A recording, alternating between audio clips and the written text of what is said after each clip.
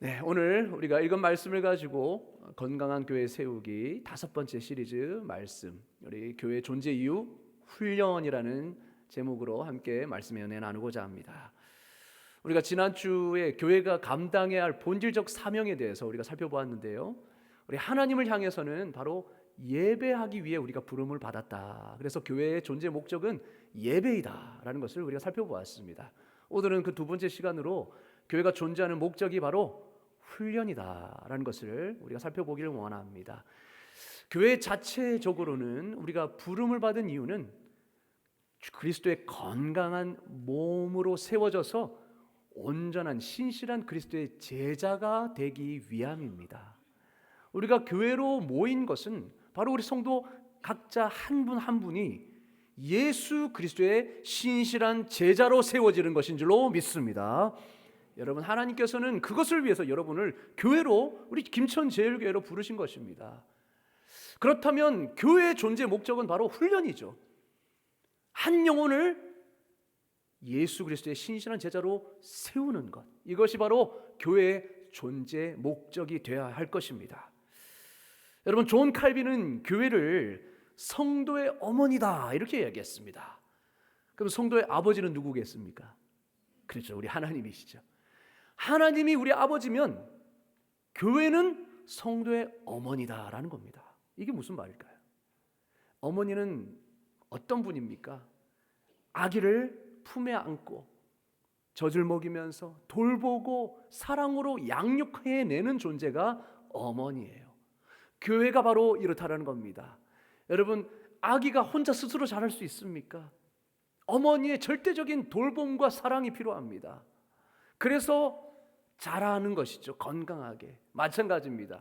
교회도 성도 한 영혼 한 영혼을 그렇게 돌보는 것이죠. 사랑으로 양육하는 것입니다. 그래서 건강하게 성장하도록 돕는 것, 이게 바로 교회의 사명이라는 것입니다. 교회가 한 영혼을 바로 돌보지 않으면 어떻게 될까요? 자기 믿음을 끝까지 지키기가 어렵습니다. 오늘 세상을 보십시오. 세상에 우리 아이들을 그저 교회가 아니라 세상에 보낸다고 생각해 보십시오. 얼마나 걱정이 됩니까? 왜냐? 세상은 즐길 거리가 너무 많고 유혹거리가 너무 많고 죄악이 가득한 세상이기 때문에 그 아이들을 돌봄 없이, 영적인 돌봄 없이, 양육 없이 그냥 세상에 보낸다 생각해 보십시오. 세상의 가치관과 모든 죄의 유혹으로 아이들이 완전히 점령당할 겁니다. 그래서 우리는 어떻게 합니까? 우리 다음 세대들을 말씀으로 어떻게든 양육하고 사랑으로 돌보고 기도로 양육하여서 그리스도의 건강한 제자로 세워가는 것, 이게 우리 주일학교의 사명 아니겠습니까? 여러분, 마찬가지입니다. 아기가 어머니 품에서 젖을 먹고 따뜻한 품 안에서 보호받으며 양육받고 자라야 건강하게 자랄 수 있습니다. 우리도 마찬가지죠. 성도들도 교회라는 그 영적 어머니의 품 안에서 말씀으로 양육받고 보호받아야 안전하게 성장할 수 있는 것입니다. 교회가 바로 서서 지체들을 돌봐주지 않으면 한 사람도 자기 믿음을 끝까지 유지하지 못합니다. 그리고 마귀의 유혹과 공격으로부터도 살아남지 못할 것입니다. 그래서 교회가 필요한 것이죠. 그래서 하나님은 우리를 교회로 부르신 것입니다. 교회가 그 어머니의 역할을 감당하는 것이죠. 어머니를 떠나면 아기가 안전할 수 없듯이 교회를 떠나서도 성도들은 안전할 수 없다는 겁니다. 그렇게 교회가 양떼를 보호하듯이 이 보호하기도 하겠지만, 문제는 아기를 양육할 때 그냥 오냐오냐 돌봄만 있으면 어떨까요? 스스로 이 사회에서 그 역할을 감당해내는 존재가 될 수 없어요. 연약한 존재가 될 수밖에 없는 거죠. 그렇기 때문에 어머니는 교육을 시킵니다. 양육을 통해서, 때로는 훈계를 통해서 아이들이 건강하게 마음이 그리고 지식적으로 자랄 수 있도록 교육을 하죠. 마찬가지입니다. 교회도 돌봄만 해줄 수는 없어요. 성도들이 온전하게 자랄 수 있도록 말씀으로 양육하고 훈련하는 일을 게을리하면 안 된다는 겁니다. 그렇게 훈련하고 말씀으로 양육해야만 성도들이 건강한 그리스도의 몸이 되어서 온전하고 신실한 그리스도의 제자가 될 수 있는 것이죠.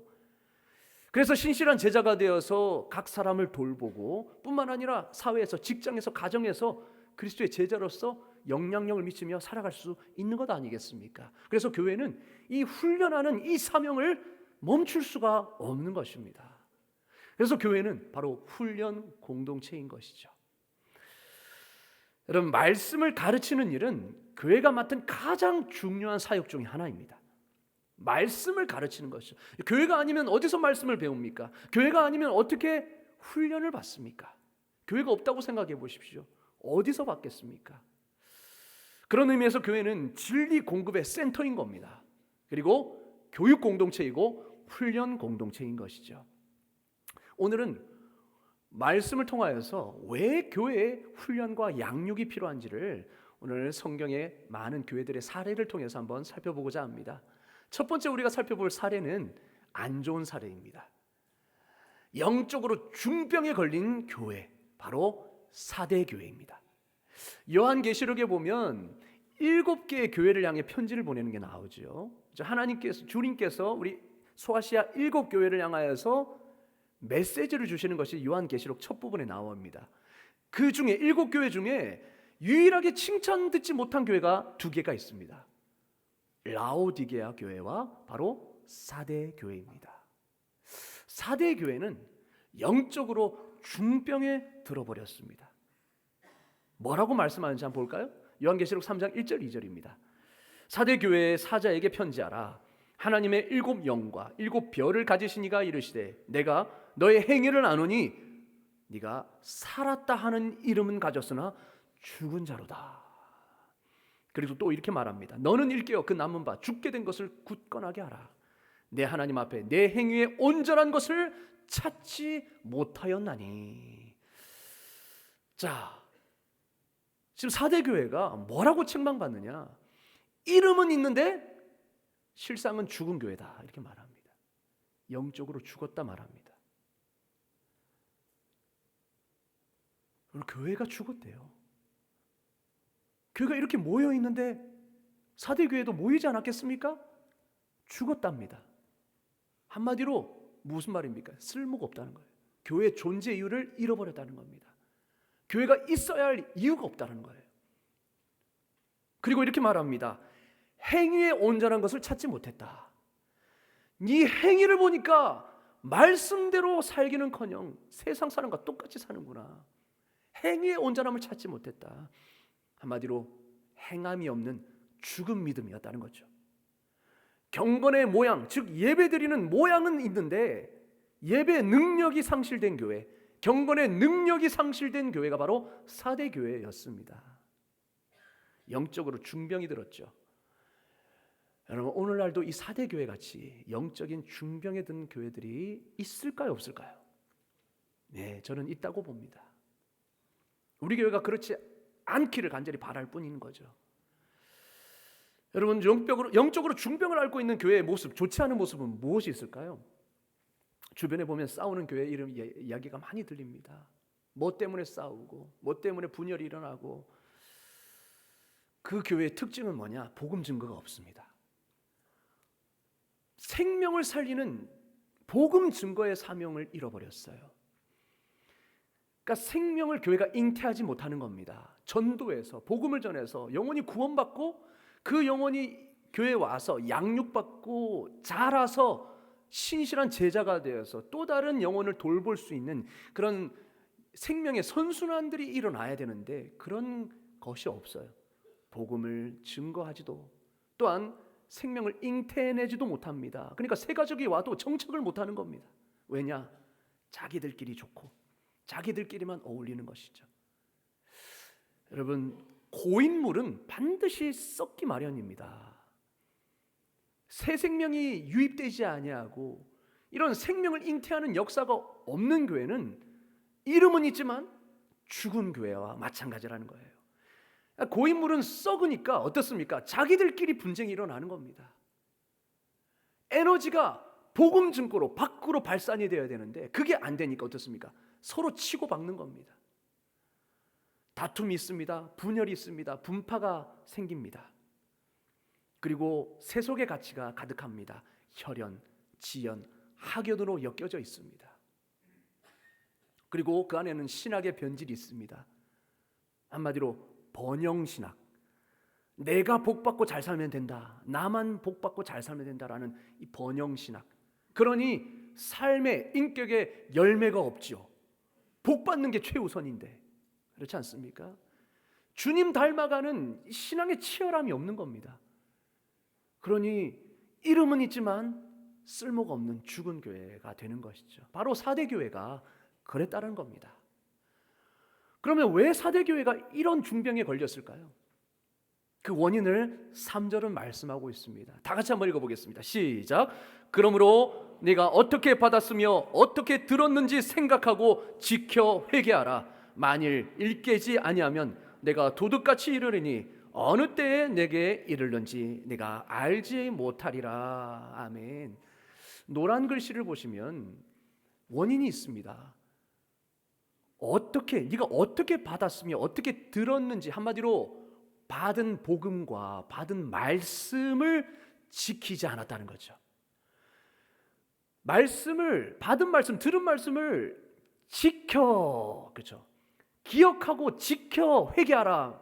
한마디로 그 말씀은 지키지 않았다는 겁니다. 듣기만 하고 받기만 한 그 말씀을 지켜 행하지 않았다는 거죠. 여러분, 말씀을 듣고만 끝나면 어떻게 될까요? 삶에 아무런 변화가 일어나지 않습니다. 그 믿음은 죽은 믿음인 겁니다. 관념적 믿음에 머물게 됩니다. 머리로만 알고 가슴은 뜨거워지지 않고 삶이 없는 겁니다. 행동으로 나타나지 않는 거죠. 여러분, 그리고 그 말씀을 지키지 않으면 그 말씀은 금방 퇴색이 되고 변질이 되고 잊어버립니다. 그러나 삶에서 지켜 행하면 그 말씀이 내 안에서 계속 머무르죠. 여러분, 머무를 때 능력이 나타나는 거죠. 행할 때 말씀의 능력이 나타나는 줄로 믿습니다. 복음의 능력. 그런데 이 4대 교회는 그 복음의 능력을 잃어버린 겁니다. 행함이 없는 거예요. 구원의 감격과 확신이 사라지면 영적인 능력도 상실됩니다. 그러면 교회의 존재 목적이 상실되죠. 우리가 받은 말씀, 즉 복음의 은혜를 잊어버리면 첫 사랑을 잃어버리게 됩니다. 뜨거웠던 그 감격을 잃어버리게 되고 반드시 초심을 잃어버리게 됩니다. 신앙이 변질되는 거죠. 변질되는 겁니다. 그래서 처음에는 기쁨으로 시작했다가 나중에는 그냥 친목 모임이 되는 거예요. 친목 모임이. 아는 사람끼리 와서 예배드리는 거기에 의의를 두고 있는 겁니다. 그러니 어떻습니까? 그 안에서 말씀의 교제가 일어나지 않고 말씀의 변화가 일어나지 않냐고 역동성이 없는 거죠. 그러니까 세속적인 그런 가십 가지고 이야기를 하게 되고 교제하게 되고 그냥 세상 사람과 똑같은 모임이 되어버리니까 그곳에서 분쟁이 일어나고 싸움이 일어나는 거겠죠. 그래서 교회는 지속적으로 이 말씀, 받은 말씀을 떠올리게 하고 이 말씀을 지키게 하지 않으면 능력을 잃어버리는 것입니다. 교회로서의 존재 가치를 잃어버리는 것입니다. 그저 교회라는 이름은 있지만 실상은 죽은 교회가 되어서 아무런 영향력 끼치지 못하는, 그냥 세상 사람들에게 밟혀버리는 소금과 같이 되는 것이죠. 생명을 잉태하지 못하는 교회가 되는 것입니다. 반면에 우리가 본문을 통해서 읽었던 안디옥 교회는 건강한 교회였습니다. 오늘 그걸 한번 보겠습니다. 여러분, 스데반이 순교를 합니다. 복음을 전하다가 스데반이 최초의 순교자가 됩니다. 그 순교를 통해서 이 믿지 않는 사람들이 교회를 핍박하기 시작합니다. 그래서 예루살렘에 있던 그 교회가 흩어지기 시작해요. 핍박 때문에. 그래서 이방으로 나아갑니다. 그 중에 안디옥에 이르게 됩니다. 믿는 사람들이 그곳에서 복음을 증거하는데 처음에는 유대인에게만 복음을 전했어요. 그런데 몇몇 사람들이 안디옥에서 믿지 않는 이방인들에게 복음을 증거하기 시작했습니다. 그런데 놀랍게도 이방인이 그 복음을 듣고 주님께 돌아오는 역사가 나타났어요. 여러분, 생각해 보십시오. 유대인들은 성경적 배경을 가지고 있었습니다. 그러니까 구약을 알고 있었어요. 그래서 구약을 통하여서 예수 그리스도 메시아를 증거하면 그들이 그거를 깨닫게 되는 겁니다. 그런데 이방인들은 성경적 배경이 아무것도 없었습니다. 그런데 예수 그리스도의 복음을 증거하니까 그 복음의 능력이 있기 때문에 믿는 사람들이 나타난 거예요. 놀라운 복음의 능력이 나타난 겁니다. 이게 바로 복음의 능력인 줄로 믿습니다. 하나님이 택하신 백성은 반드시 이 복음에 반응하게 되어 있습니다.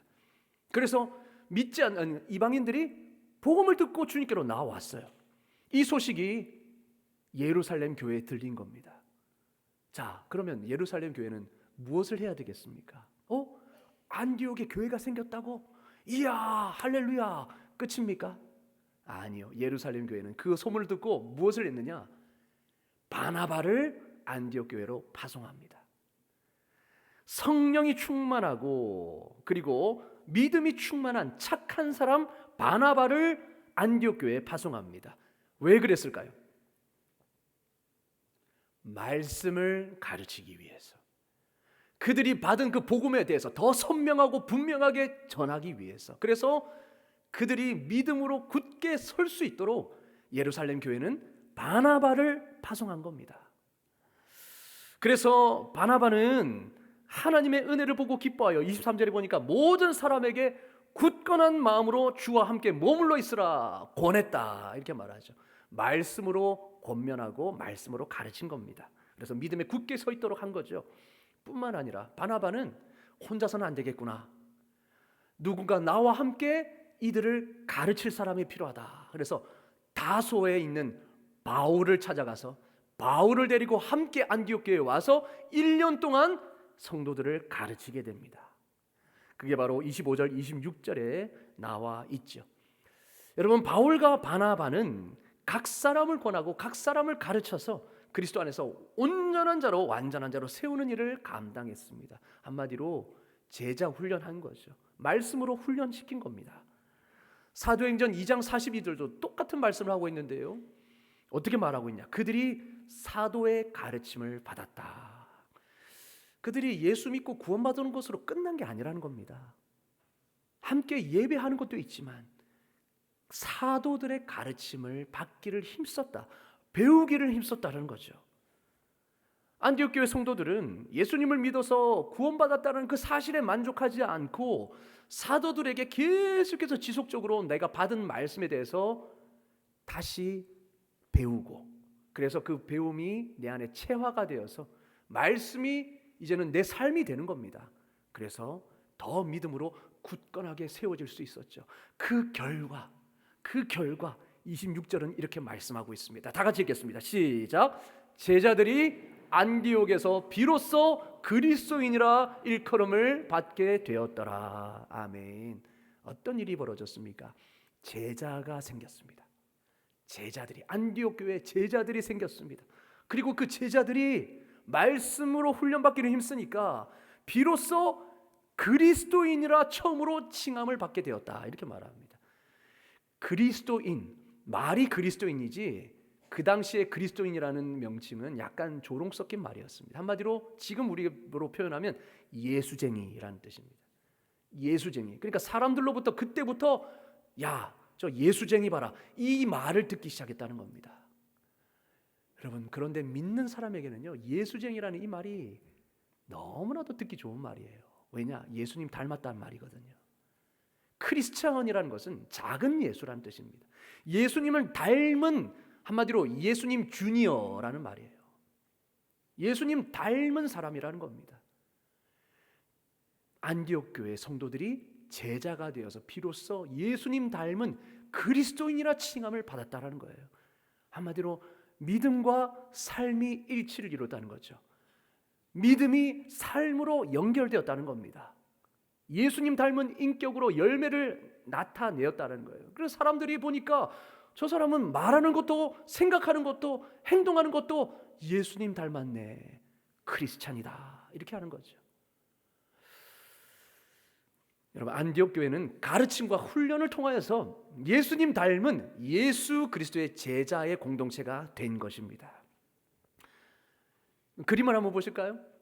사대 교회와 안디옥 교회의 차이점이 뭡니까? 사대교회는 영적으로 이름은 살았지만 영적으로 죽은 교회였습니다. 그러나 안디옥 교회는 가르침 받기를 힘썼기 때문에 살아있는 제자 공동체가 된 것이죠.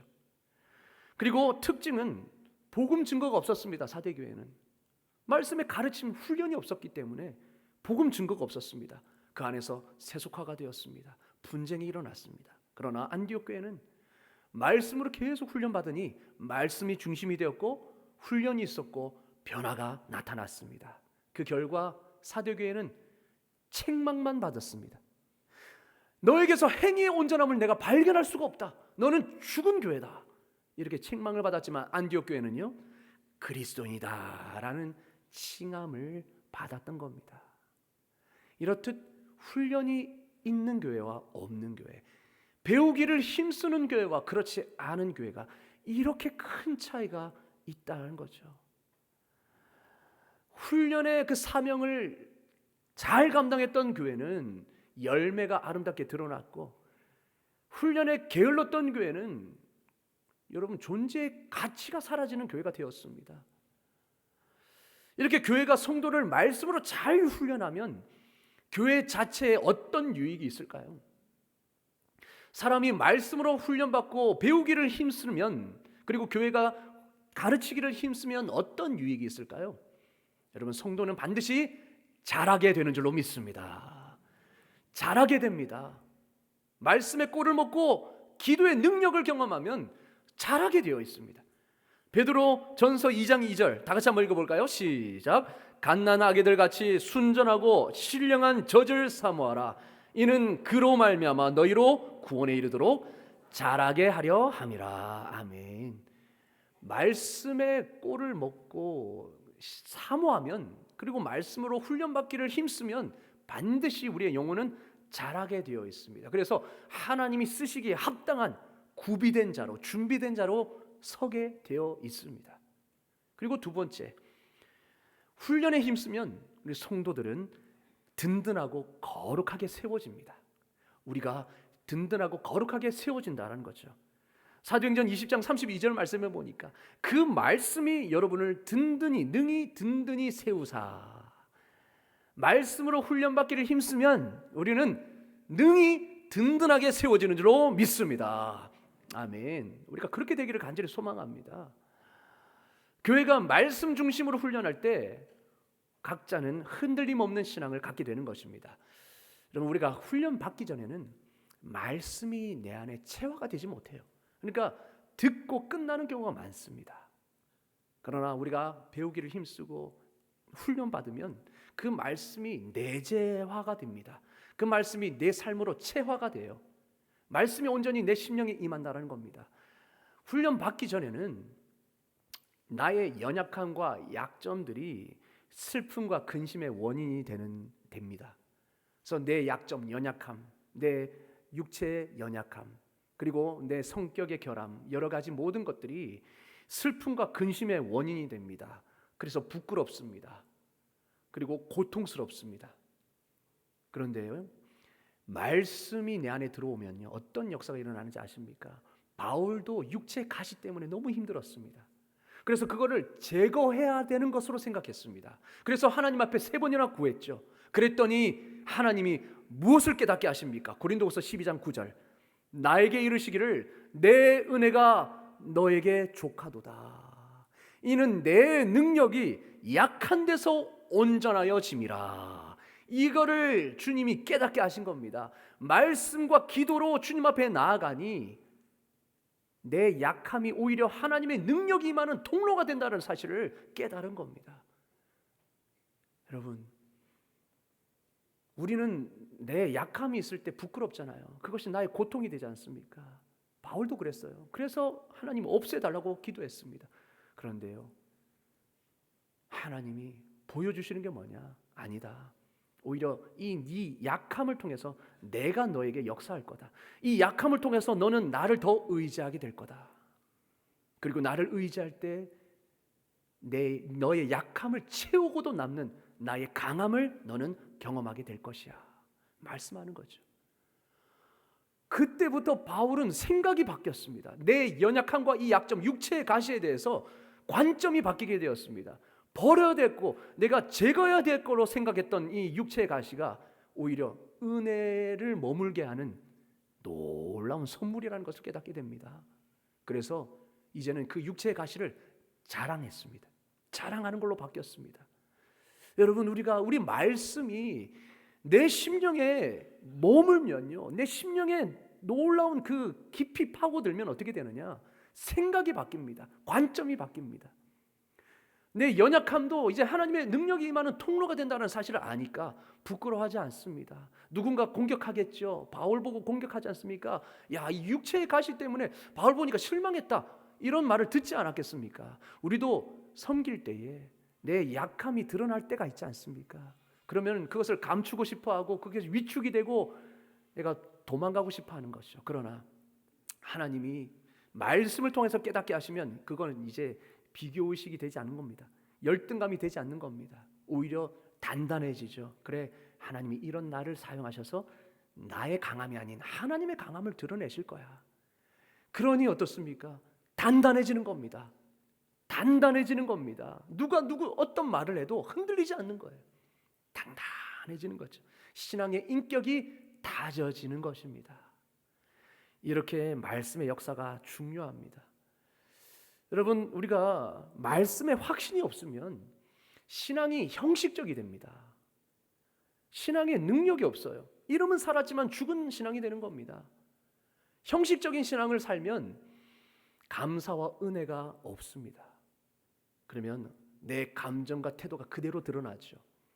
내 감정과 태도가 그대로 드러나서 기분이 내 태도가 되는 것입니다. 기분 좋으면 집사님, 권사님 하다가 기분 나쁘면 나한테 그럴 수가 있어요. 갑자기 그냥 기분이 태도가 되는 거예요. 만약에 기분이 태도가 되는 그런 자세로 여러분 교회를 섬긴다고 생각해 보십시오. 좋을 때는 좋다가 갑자기 기분 나쁘면 그냥 팩 하고, 그러면은 어떻습니까? 이 사람이 왜 저러지? 시험 드는 거죠. 만약에 모든 성도가 그렇다고 생각해 보십시오. 말씀에 확신이 없이, 말씀에 훈련이 없이, 말씀이 내 인격이 되지 않고 내 인격이 그냥 그대로 드러난다고 생각해 보십시오. 그런 교회는 섬기면서 분쟁이 일어날 것입니다. 시끄러워질 수밖에 없는 거죠. 그러나 말씀이 우리 안에 들어오면, 말씀이 내 내재화가 되고 체화가 되면 어떤 역사가 나타나는지 아십니까?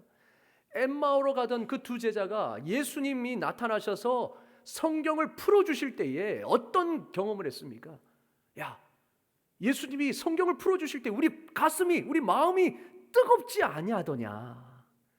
그들은요, 예수님이 죽은 줄 알았습니다. 그래서 신앙이 절망과 좌절로 가득 찼어요. 그런데 말씀을 깨닫고 보니 예수님은 죽은 것이 아니라 부활하신 겁니다. 그리고 직접 본 겁니다. 그러니 이 삶에 이제 신앙에 뜨거움이 임합니다. 감격이 임합니다. 가슴이 뜨거워집니다.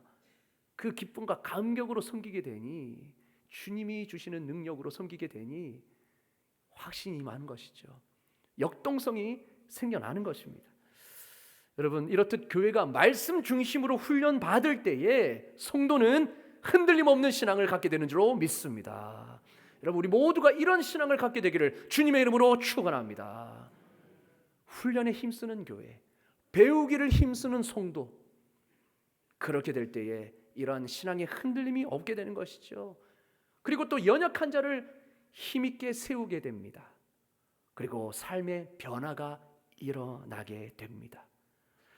하지만 교회가 훈련을 게을리하면 어떻게 될까요? 사대교회처럼 되는 거죠. 이름은 있는데 아무 역사도 없는 죽은 교회처럼 되는 것입니다. 여러분, 훈련이 없는 교회는 신앙의 인격이 자라지 않아 직분을 제대로 감당하지 못합니다.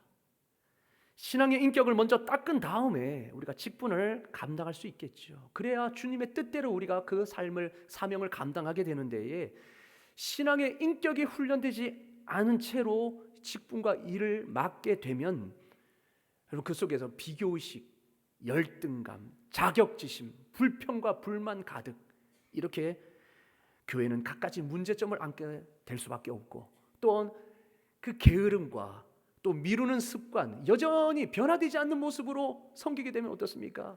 일하는 사람만 일하는 겁니다. 여전히 게으름, 직분을 받았지만 여전히 게으름과 미루는 습관이 있기 때문에 세워라 내워라 할 수도 있고, 또 다른 사람은 열심히 하는데 혼자서 그렇게 게으름 피우게 되는 거죠. 그러면 어떻습니까? 왜 나만 이렇게 열심히 하고 저 사람은 왜 안 합니까? 이런 일들이 계속 일어나고 분쟁이 끊일 수밖에 없는 거죠. 그래서 우리는 훈련받기를 힘써야 되는 것입니다. 어떻게든 말씀으로 교육받고 훈련받아서 단단해져야 되는 거죠. 그리스도의 신실한 제자로 온전하게 세워져야 하는 것입니다. 그 사명을 감당하는 것이 교회인 줄로 믿습니다. 아멘. 여러분, 훈련은 예수님의 지상 명령입니다. 예수님이 승천하시기 전에 제자들에게 마지막으로 명령하신 말씀이 무엇이냐?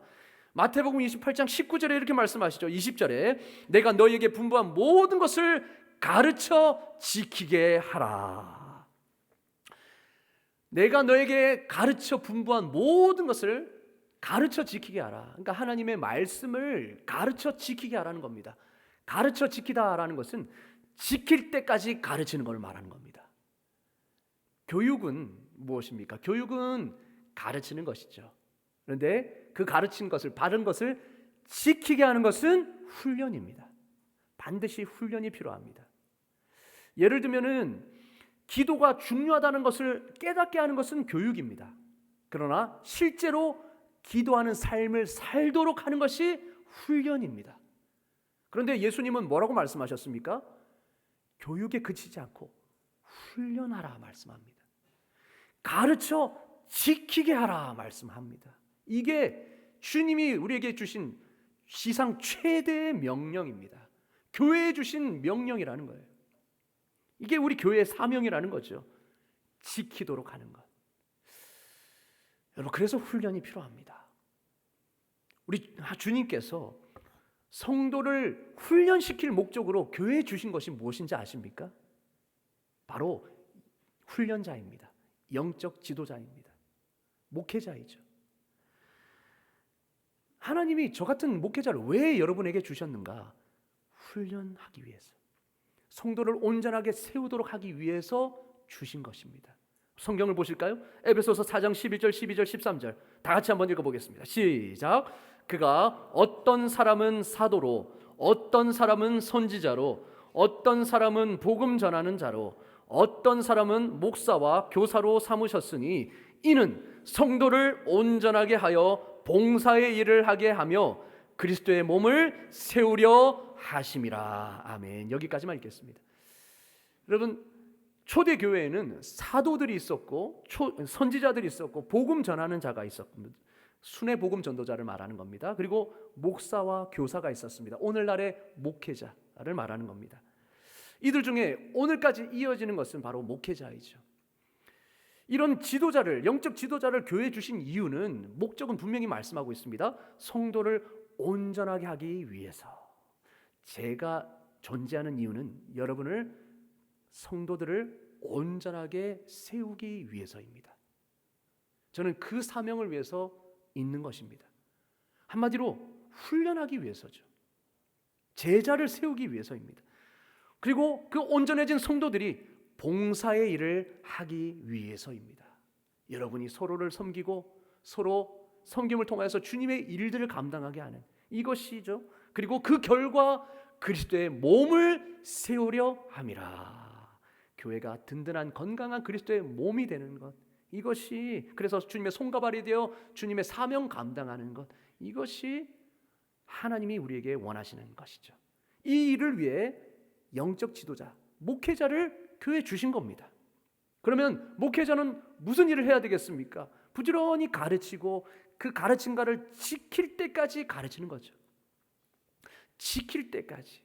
그래서 훈련하고 성도를 세우고 이 예배에 말씀을 전하고 훈련을 통하여서 또 우리 구역장님, 우리 모든 권찰님들 또 함께 훈련해서 우리 구역장님께서 모든 구역 모임 때 말씀을 증거하고 또 양육하게 하는 그런 사명들을 감당하는 것, 그리고 때로는 또 신방을 통하여서 연약한 성도들을 세우는 이 모든 일들, 이를 위해 교회에 목회자를 주신 겁니다. 여러분, 그렇기 때문에 여러분 목회자를 적극 활용하십시오. 적극 활용하십시오. 어떤 분은 집사님 제가 한번 신방하겠습니다. 아, 신방 괜찮은데요. 부담스럽습니다. 여러분, 그거를 위해 제가 있는 겁니다. 그래서 목회자를 거부하지 마시고 신방을 거부하지 마시고, 하나님이 또 목회자를 보내셔서 나를, 내 심령을 한번 살피게 하시는구나, 아니면 말씀을 통해서 위로받게 하시는구나, 그렇게 생각하시면서 신방을 기쁨으로 받아주시기 바랍니다. 계속해서 우리가 그렇게 돌봄을 받고 말씀으로 양육을 받고 때로는 제자 훈련이라는 이 훈련을 받아야 우리는 온전한 성도가 될 수 있는 것이죠. 이를 위해 주님이 교회에 목회자를 주신 겁니다. 여러분, 그리고 주님은 성도를 온전하게 하기 위해서 말씀을 주셨습니다. 훈련의 교재와 방법을 주신 거죠. 훈련의 내용과 교재를 주신 것입니다. 그게 바로 성경 말씀입니다. 여러분, 성경 말씀을 주신 이유가 무엇이냐라고 디모데후서 16장 17절 이렇게 말씀하고 있습니다. 다 같이 읽겠습니다. 시작. 모든 성경은 하나님의 감동으로 된 것으로 교훈과 책망과 바르게 함과 의로 교육하기에 유익하니 이는 하나님의 사람으로 온전하게 하며 모든 선한 일을 행할 능력을 갖추게 하려 함이라. 아멘. 자, 에베소서 4장 12절에 보니까 주님께서 목사와 교사를 주신 이유가 성도를 온전하게 하여 봉사의 일을 하게 하여 그리스도의 몸을 세우게 하려 하심이라 말씀하고 있는데요, 성경을 주신 이유도 똑같습니다. 하나님의 사람으로 온전하게 하며 모든 선한 일, 한마디로 봉사의 일을 행할 능력을 갖추게 하려 함이라. 여러분, 주님은 믿는 자들을 온전하게 제자로 세우기 위해 영적 지도자를 주셨고 성경 말씀을 교회에 주셨습니다. 그렇다면 교회는 이거를 적극적으로 활용해서 말씀으로 훈련받는 일에 모두가 힘써야 하는 것입니다. 교회의 존재 목적이 바로 여기에 있는 것이죠. 여러분, 이 존재의 목적을 잘 이행한 안디옥 교회는 그리스도인이라 칭찬받았습니다. 온전한 제자가 세워졌습니다. 그러나 사대교회는 이 일에 힘쓰지 않았습니다. 가르치는 일에도 힘쓰지 않았을 뿐만 아니라 배우는 일에도 힘쓰지 않았기 때문에 어떻습니까? 문제가 가득한 교회, 영적으로 중병에 든 교회, 죽은 교회다라고 주님의 책망을 받게 된 것이죠. 여러분, 우리는 주님께 칭찬받는 교회가 되기를 주님의 이름으로 축원합니다. 배움에 열정이 있는 교회, 어떻게든 가르치기를 힘쓰는 교회. 여러분, 그래서 교회는 성도를 하나님의 말씀으로 훈련하여서 예수님의 온전한 제자로 세우는 훈련 공동체여야 한다는 것입니다. 훈련은 교회가 선택할 수 있는 문제가 아니라 존재 이유입니다. 정체성이라는 거죠. 소명의 문제입니다. 여러분, 사랑하는 성도 여러분, 교회는 단지 모이는 장소가 아닙니다. 우리를 훈련시키는 하나님의 도구인 줄로 믿습니다. 영적 어머니입니다. 우리는 이곳에서 훈련받고 이곳에서 제자로 키워지는 것입니다. 그래서 우리 모두 교회를 통하여서 교회에 나오는 것으로 만족하지 마시고 이 예배를 드리는 것으로 만족하지 마시고 훈련의 자리, 은혜의 자리, 기도의 자리, 교제의 자리 날마다 힘쓸 수 있기를 원합니다. 그래서 내가 어떻게든 온전한 제자로 세워지는 것, 내 믿음이 단단해지고 신학의 인격이 단단해져서 하나님이 쓰시고자 하는 그 준비된 그릇으로 준비될 때에 하나님은 우리 교회를 통하여서 놀라운 일을 행하실 것입니다. 이곳에서 생명을 잉태시키실 것입니다. 한 영혼이 구원받아서 제자로 세워질 겁니다. 그것이 우리에게 귀감이 되고 도전이 되고 자극이 되어서 우리는 더 신앙생활 열심히 하는 교회로 세워질 것이고, 이를 통하여서 김천의 수많은 잃어버린 영혼들을 구원해내는 그 사명을 감당하는 교회가 될 줄로 믿습니다. 우리 교회가 이런 훈련 공동체가 되어서 배우기를 힘쓰고 가르침을 힘쓰는 교회가 되어 주님이 원하시는 그 온전한 분량에 이르는 우리 모두가 되기를 주님의 이름으로 축원합니다. 아멘. 기도하겠습니다. 하나님 아버지, 은혜를 감사합니다. 연약한 우리를 돌보시고 보호하시고 양육하여 건강하게 자라게 하시기 위해 영적 어머니인 교회를 허락해 주시니 감사합니다. 하나님, 우리 이 교회를 통하여 말씀과 기도로 훈련받기에 힘쓰는 우리 모두가 되게 하여 주시옵소서. 우리 성도 한 사람 한 사람이 그리스도 안에서 온전하게 되어서 선한 일을 행함으로 그리스도의 몸을 건강하게 세우고 세상의 소금과 빛이 되는 우리 김천 제일교회가 되게 하여 주시옵소서. 예수 그리스도 이름으로 기도드리옵나이다. 아멘.